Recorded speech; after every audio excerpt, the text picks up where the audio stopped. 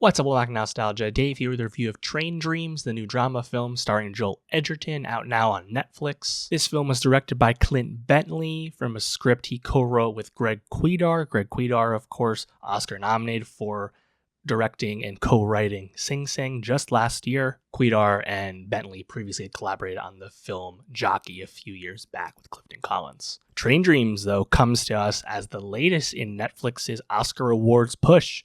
House of Dynamite, Frankenstein, Nouvelle Vague, now we have Train Dreams. Soon we'll have Knives Out 3 and J. Kelly. Train Dreams is part of that mix, and when you think about it, this is a film that's kind of unlike most Netflix pickups these days. It's certainly a film that is a lot less flashy than the traditional awards contender could be. And that's because Train Dreams is a very insular and introspective film about the interiority of its lead character played by Joel Edgerton. Edgerton plays Robert Grenier, this logger on the American frontier, building the railroads of the West in the late 19th and early 20th century. And while the film communicates plenty of plot out there in the wilderness, it's really about the progression of this man's feelings and his emotions that he's not actually able to express. What it feels like to leave home, leave your child and wife behind, and go deep into the woods to cut down new trees. The temporary kinship you find with your fellow loggers, even while you have this increasing sense of isolation as you're completely detached from everything else in your world. It's a film with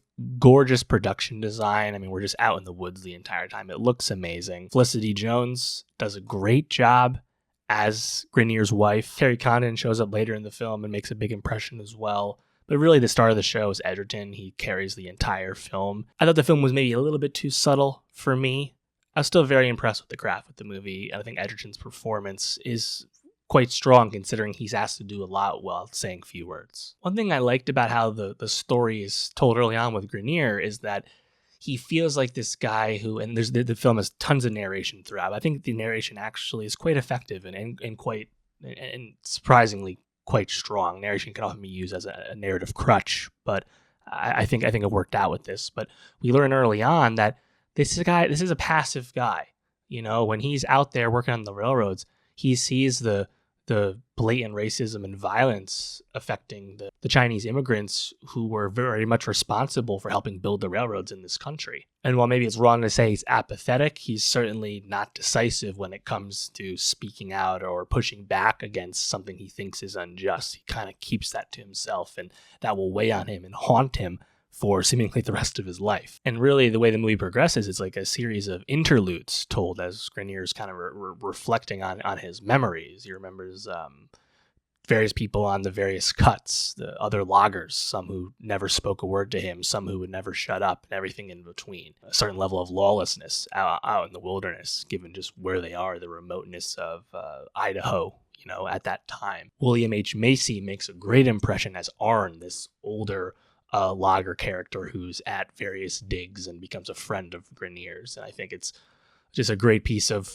supporting work from William H. Macy, one of his most memorable turns in quite some time. But really the film, I think, kind of takes a level up where we spend time back at home as well. We learn about his relationship with his wife Gladys, played by Felicity Jones. They have a young daughter, you know, and it's kind of like the American dream in a sense. This guy who we learn never really knew his parents and kind of made it on his own. And now he's built a home from his own bare hands on land he purchased via his own work, and they're out there doing the thing, right? And then he comes back one day from a dig, and there's this massive wildfire consuming the town he lives in, and he never sees his wife or daughter ever again, unclear of their fate, continuing to wait, never leave the area, before finally accepting that they did in fact pass in the fire.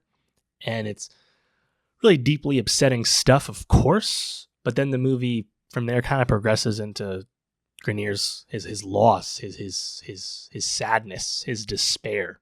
And I think that's where Edgerton's performance kind of really takes it up to the next level, because while still very much not speaking all that much at all, he has to communicate this isolating anguish as he tries to pick up his life again, and it takes him quite a long time to do that. And then as we go, we kind of experience the progression of time, progression of history, where Grenier seemingly a hermit of sorts, very much unconnected from greater society and the developments of the world, due to his age and perhaps where he was living. He was not involved in either world war, despite being alive at both the time of both. And I thought the scene where he goes to Spokane, Washington, takes the train there, a train on a railroad he had built, decades ago, and he watches, one of the Apollo missions on TV.